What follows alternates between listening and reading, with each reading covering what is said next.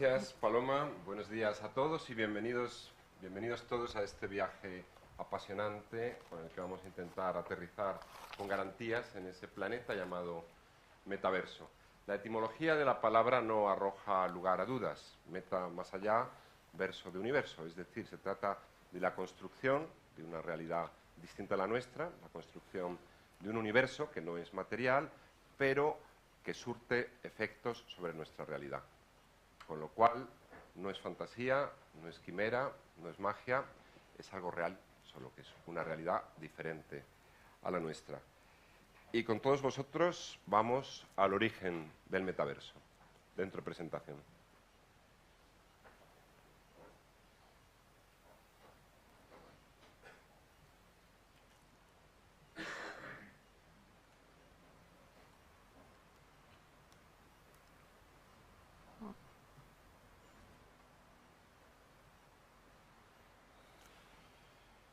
Lo que os quiero demostrar, y me lo podréis rebatir luego en el turno de preguntas, si así lo deseáis, es que el metaverso, ante todo, es representación. Y os preguntaréis, ¿cuál es el origen de la representación? Tan antiguo como la humanidad misma. Cuando en la cultura magdaleniense el hombre de Cromañón hace 20.000 años, en la Cova de Altamira, pintaba este bisonte, él sabía, y nosotros sabemos, que es un bisonte que no existe, pero es la expresión de un deseo, el deseo de que haya una caza abundante y que a través de rituales mágicos esa representación surta efectos sobre el bienestar de este hombre de Cromañón y de su familia. La representación es, por tanto, tan antigua como la humanidad misma. El metaverso, en su concepto más elevado, nos ha acompañado siempre. El Jardín de las Delicias de Hieronymus Bosch, el Bosco, en el siglo XV, ciertamente nos representaba en este famoso tríptico el cielo, la tierra y el infierno. Como toda la pintura y el arte con fondo religioso, expresa unos deseos, expresa unos temores, con el objetivo de que surta efecto sobre la conducta de los fieles, sobre la conducta de la sociedad. La representación nos acompaña también desde el famoso mito de la caverna de Platón. Los esclavos sentados en la parte interior de la caverna solamente ven sombras y las toman por realidad. Los artífices de este metaverso están al otro lado del muro. Son estos monjes que están decidiendo cuáles son las experiencias sensoriales que llegan hasta los esclavos defenestrados. Lewis Carroll, sin duda, una de las obras cumbre de la literatura de todos los tiempos, nos trae un universo riquísimo de representación simbólica que muchos han llegado a interpretar en claves muy distintas. Los famosos muñequitos, los conejitos, la reina de corazones son en el fondo expresiones de deseos, expresiones de temores, expresiones de esperanza. Los resultados llegan hasta el día de hoy, incluso aplicado a la literatura empresarial, como muchos sabéis. Matrix es quizá una de las más cercanas referencias que la mayoría tenemos sobre el mundo real, los cuerpos metidos en la granja de alimentación de individuos, y lo que vemos en la película es el metaverso de Matrix. Es lo que la gente percibe con sus sentidos, lo toma como real y cada una de las acciones acaba teniendo resultados reales. El término metaverso como tal es mucho más reciente. Surge en 1992 en este thriller de Neal Stephenson, en el cual un repartidor de pizzas en Los Ángeles, ante las penurias de su día a día, los atascos perpetuos, la miseria de su condición económica, tiene solo cada noche un momento de evasión, poniéndose unas gafas de realidad virtual que le transportan a un mundo mucho más dócil, mucho más agradable que el que le ha tocado en suerte vivir. Por tanto, fue en 1992 cuando se acuña el término metaverso, aunque la realidad virtual es mucho más antigua. Ya desde 1960 se ha experimentado con la realidad virtual, si bien nunca hasta el extremo que podemos disfrutar en estos momentos. Es quizá Ready Player One, llevado al cine por Spielberg en 1998, el libro más potente y que, al convertirse en un bestseller, en mayor medida popularizó las posibilidades de la realidad virtual y el metaverso tal y como empezamos a entenderlo hoy.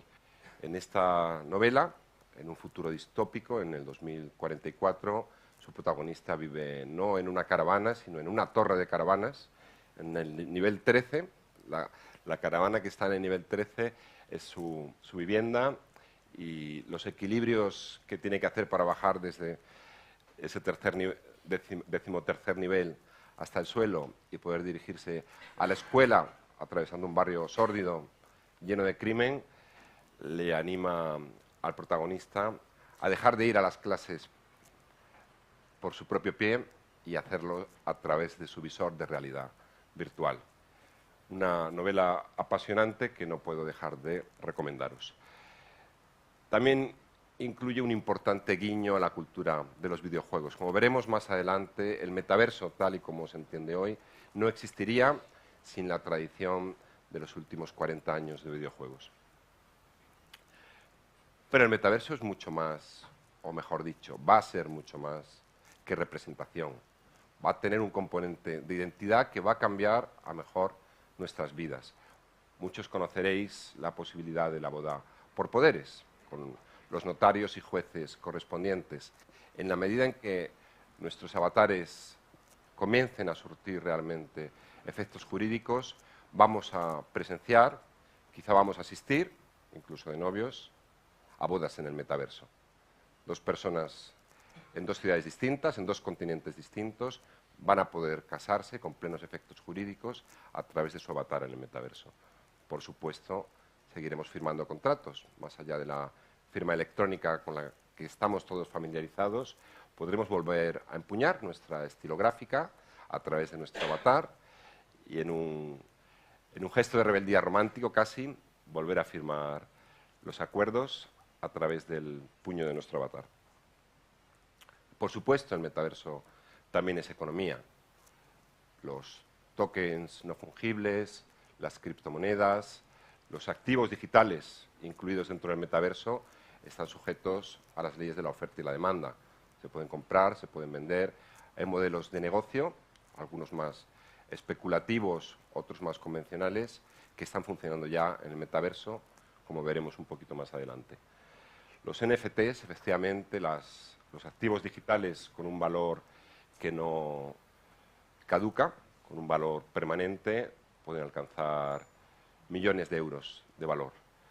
Esta representación de Abraham Lincoln llegó a cotizarse a 45.000 euros. Se pagaron 45.000 euros por tener dentro del metaverso esta versión alternativa de Abraham Lincoln. Muchos de vosotros os preguntáis de qué manera se pueden hacer negocios en el metaverso, qué oportunidades tenemos las empresas pequeñas, medianas y grandes, y en este croquis podemos tener una primera aproximación. Como os decía antes, la venta de parcelas, de tierras, de inmuebles en el metaverso, sujeto a la ley de la oferta y la demanda, bueno, puede convertirse en una inversión hoy que podemos rentabilizar el día de mañana. Obviamente no hay garantías de dicha rentabilidad, como tampoco lo hay en ningún otro mercado. Los tokens no fungibles, esos activos que no prescriben, que no caducan, que conservan su valor a lo largo del tiempo, son por excelencia el activo más especulativo del metaverso. Veíamos antes una obra digital y más adelante veremos otras variantes. Los servicios de suscripción, esto es probablemente mucho más cercano a todos nosotros.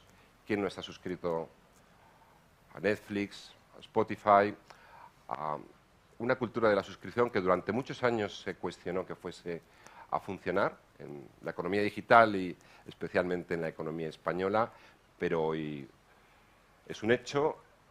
Estamos familiarizados con este tipo de servicios de suscripción para recibir servicios digitales y actualmente hay ciclos de conciertos a los que puedes acudir cada viernes por la noche y que en vez de pagar la entrada por un único concierto, te suscribes con un abono de temporada y logras un buen ahorro.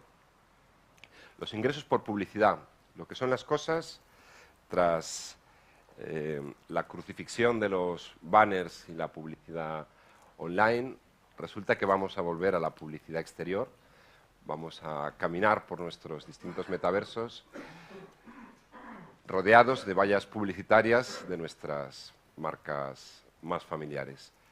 Muchas de ellas con procesos de animación y con la posibilidad de comprar cualquier artículo simplemente tocando o apuntando con nuestro dedito virtual la valla en la que esa marca está anunciada. Creación personalizada y brandeada de avatares y assets virtuales. Pues indudablemente, para escapar de la uniformidad a la que la mayor parte de nuestros avatares se ven condenados, vamos a poder diferenciarnos. Allá donde disfrutemos en sesiones de ocio o donde nos dediquemos a negocios o cuando vayamos a una convención importante o tengamos que dar una rueda de prensa, vamos a tener la posibilidad de tener un traje último modelo, unas gafas Ray-Ban, cualquier activo del mundo real también se está ya comercializando en el mundo virtual y a medida que más y más personas entremos en el metaverso, mayor será el deseo de diferenciación de unos sobre otros. El metaverso también es tecnología, indudablemente. Palmer Luckey, un chaval que tenía 17 años en Estados Unidos cuando se obsesionó con la realidad virtual, obviamente su aproximación venía desde el mundo de los videojuegos y quería seguir jugando de un modo inmersivo.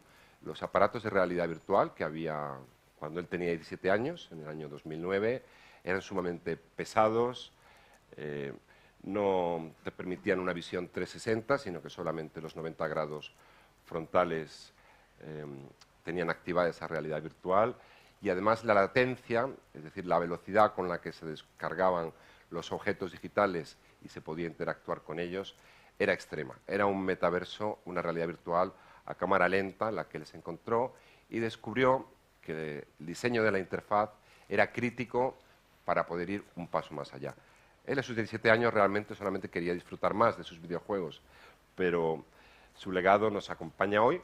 Ha cambiado radicalmente la experiencia de la realidad virtual. Gracias a un crowdfunding con Kickstarter logró reunir 240.000 euros, más o menos el triple de lo que él había pedido inicialmente, y en el garaje de la casa de sus padres, en menos de un año, tenía listo el primer prototipo de las Oculus Rift, nacido en 2012. Desde entonces se ha convertido en uno de los headsets, en uno de los interfaces de acceso al metaverso más potentes, aunque la competencia aprieta. El metaverso es tecnología, ya no pensando en nuestra interfaz, sino en lo que tenemos al otro lado.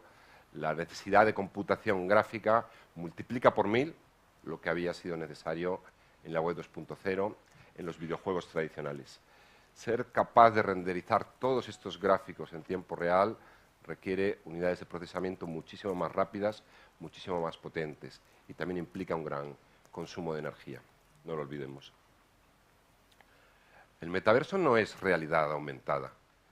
Los que hayáis visto Terminator u otras películas en las que a través de unas gafas empezamos a incorporar información de valor sobre la escena que tenemos delante, sin duda es una tecnología que va a tener un enorme recorrido, pero no es una realidad alternativa a la nuestra.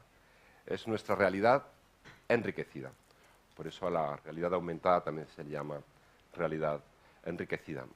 Veremos a continuación que hay puntos de convergencia entre la realidad virtual, la que es propiamente el metaverso, y la realidad aumentada, que sigue cautiva en este mundo nuestro, de átomos y ladrillos. La realidad mixta, efectivamente, permite incorporar lo mejor de la realidad virtual y de la realidad aumentada. Aquí tenemos el caso de un catedrático en fisiología, que a través de unas HoloLens, unas gafas competidoras de las Oculus, pero que te permiten jugar con la realidad aumentada. Él está generando entornos de realidad virtual, ahí nos estamos metiendo en el interior de una célula y sus alumnos están asistiendo en formato avatar a la misma sala desde la cual él está haciendo la demostración magistral. El catedrático no ha salido de su aula, él a través de la realidad aumentada está incorporando muchos elementos de información valiosa al interior de la célula, pero los alumnos sí que han salido de su casa y se teletransportan, como si fueran hologramas, a la presencia del profesor. La realidad mixta está por nacer, está naciendo en estos momentos y nos va a traer sorpresas en los próximos meses, no lo dudéis. El metaverso es diverso, no hay un metaverso. Lo más correcto sería decir que nos encontramos ante medio centenar, probablemente ya más, de proto-metaversos. Son ensayos hacia un metaverso amplio, interoperable, donde realmente podamos cambiarnos de un planeta a otro sin tener que renunciar a nuestro avatar. Hoy en día nos encontramos los metaversos más antiguos y también más poblados en el ámbito de los videojuegos. Fortnite tiene 350 millones de usuarios, 350 millones de chavales y no tan chavales jugando a todas horas con sus gafas de realidad virtual. Roblox, en la misma línea, reúne 250 millones de jugadores. Los metaversos más jóvenes, como el propio del antiguo Facebook, ahora llamado Meta, apenas reúnen unos pocos cientos de miles de usuarios. Veis que en cada uno de los sectores de actividad, las grandes marcas, unas con afán de experimentación y otras de un modo decidido, van creando sus propios metaversos. Para el usuario, hoy por hoy, esto es una desventaja. Realmente es complicado poder apostar por cuáles de ellos van a perdurar y con cuáles se va a construir la futura generación en la cual ya podamos hablar de un metaverso maduro, integrado e interoperable. Hay muchas formas de clasificar los distintos metaversos o protometaversos, como prefiero llamarlos, pero quizá esta es la más extendida. El eje de ordenadas, centralizado o descentralizado, nos indica en qué casos hay una empresa creadora, dominante, que marca las reglas, que dice lo que se puede y lo que no se puede hacer y que a iniciativa propia construye el perímetro de su metaverso y todo pasa por los gestores de dicha empresa. Meta, efectivamente, es un universo centralizado, como lo es AltSpace, el universo de Microsoft, como con toda probabilidad lo será el de Apple cuando nazca. El más conocido de los descentralizados es Decentraland Sandbox. Según los casos, depende de una fundación, de tercer sector, de comunidades de usuarios. Se ponen de acuerdo entre ellos para determinar las normas que van a regir en dicho metaverso y, si bien esto es más rápido, más eficaz en términos de gestión, esto indudablemente es más democrático. ¿Cuál de los dos modelos se consolidará? No lo sé, el tiempo nos lo dirá. Hay otra forma de clasificar los metaversos. Aquellos cuyo código fuente está programado de modo tradicional, tal y como se han programado los videojuegos durante los últimos 40 años, que normalmente va asociado a los universos centralizados, y aquellos basados en blockchain, es decir, no se programa en un solo centro de computación, sino que cientos, miles de ordenadores son los que contribuyen a forjar esa realidad llamada metaverso. Decentraland es quizá el caso más conocido de metaverso programado sobre blockchain. Suele ir también vinculado al tráfico, al comercio con activos digitales, con criptomonedas, porque como sabéis, blockchain es también el fundamento de Bitcoin, de Ethereum, y ya no todo el mundo da por hecho que blockchain es inalterable ni que es 100% seguro. Desgraciadamente, ha habido casos de fraude en las últimas semanas y meses que de algún modo pone de nuevo el debate sobre la mesa sobre si son mejores los métodos de programación tradicional con gestores centralizados que dan esa seguridad o si la descentralización del blockchain puede llegar a darnos las garantías que nos prometía hasta hace poco. Este puede llegar a ser un debate muy técnico y no os quiero aburrir. Voy rápidamente con las 3 o 4 definiciones más asentadas. El metaverso es la evolución del Internet que conocemos, que nos muestra la información de forma plana en 2D dentro de un navegador. Digamos, el Internet actual nos muestra la realidad en 2D. Por tanto, el metaverso es un nuevo Internet tridimensional en el que sentimos presencia gracias a los visores virtuales con los que accedemos a él. Dentro de este escenario virtual podemos andar, interactuar, hasta sentir que somos parte de la acción. Pero la gran diferencia con el anterior concepto de Internet es que aquí hacemos actividades, pertenecemos a un mundo que se despliega ante nosotros y que es susceptible de ser modificado según nuestras actuaciones. No es un marco estático, es una realidad en la que nuestros actos determinan la evolución de lo que estamos viendo, de lo que estamos viviendo. Edgar Martín Blas es uno de los autores que os recomendaré a continuación cuando pase al apartado de bibliografía. Otra definición, una red de mundos y experiencias virtuales tridimensionales, inmersivas, interactivas, conectadas a Internet y en ocasiones vinculadas con nuestro mundo físico. Cuando habla del vínculo con nuestro mundo físico, se está refiriendo a la realidad mixta. Estos mundos suelen estar diseñados para ser altamente sociales y requieren que los usuarios tengan identidades virtuales, a menudo a través de avatares con atributos específicos. Estos mundos pueden proporcionar un sentido de propiedad sobre elementos virtuales, como tierra, productos, servicios, obras de arte, ya que generalmente tienen su propia economía virtual. Generalmente, veréis que en los universos centralizados, en muchas ocasiones, no se está dando todavía acceso a esa moneda interna. Mucho más cortita, de Matthew Ball. El metaverso es una red masiva e interoperable de mundos virtuales. Más bien será en el futuro. Mundos virtuales renderizados en tiempo real que pueden ser experimentados de forma sincrónica y persistente por un número efectivamente ilimitado de usuarios, con un sentido de presencia individual y con continuidad de datos como identidad, historia, derechos, objetos, comunicaciones y pagos. Y por último, la definición de Cathy Hackl, que se centra en la convergencia de nuestros seres físicos y digitales y en las tecnologías subyacentes que permiten que ese metaverso sea operativo. Voy a pasar un poquito más rápido porque se nos está agotando el tiempo, pero esta es quizá, si tuviera que elegir una sola, desearía que esta fuera la reflexión con la que os quedaseis tras mi intervención de hoy.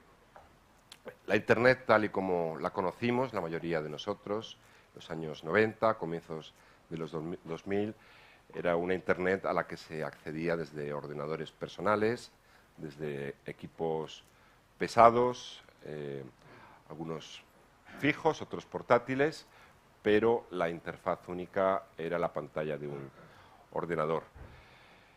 Además, la primera web, la web 1.0, era un lugar donde muy pocos generaban contenido y la monetización de dicho contenido estaba siempre en manos de los creadores de contenido. Hablemos de medios de comunicación, grandes empresas. Muy pocos creaban, muchos consumían, pero solo los primeros podían obtener rendimiento económico. La web 2.0, con las redes sociales, con la generación de contenido por parte del usuario, efectivamente nos arroja la paradoja de que ya no son unos pocos los que crean, sino que todos nosotros somos potenciales o actuales creadores de contenidos, pero se da la paradoja de que aunque somos muchos los que generamos contenidos, siguen siendo unos pocos los que lo rentabilizan. Y en este caso son las plataformas sobre las que corren las redes sociales. Facebook, Twitter y compañía se quedan con los datos y hacen negocio gracias al contenido que nosotros estamos generando. Lo que nos promete la Web 3, en la que estamos entrando ahora mismo, es que todos podremos crear, pero todos también podremos rentabilizar el fruto de nuestra creación. En ese sentido, la democratización total llega con la Web 3, que va asociada al metaverso, va asociada a la realidad virtual y, sobre todo, va asociada a una nueva forma de acceder a Internet, de la interfaz tradicional a la interfaz del smartphone.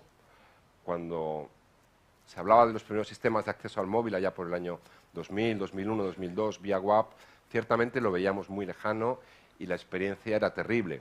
Cuando Steve Jobs lanzó en 2008 el iPhone, todo cambió. Creo que la mayoría de nosotros ya pasamos más tiempo conectados o entrando a Internet desde nuestro dispositivo móvil que desde los fijos. Pues bien, este cambio también lo vamos a ver en los próximos años. Más allá del portátil y del smartphone, serán unas gafas nuestro modo natural de acceder a Internet cada día. Todas las necesidades que actualmente cubrimos con nuestro smartphone o con nuestro portátil lo podremos cubrir a través de esas gafas, interactuando con ellas normalmente con comandos de voz. Aunque, por supuesto, siempre tendremos disponible un teclado virtual que se desplegará solo para nosotros si tenemos añoranza de la escritura tradicional. Y con esto doy por concluida la intervención que tenía prevista. Quedan dos cosas importantes. La primera, recomendaros los libros que a mí personalmente más me han enriquecido en este viaje apasionante hacia el metaverso.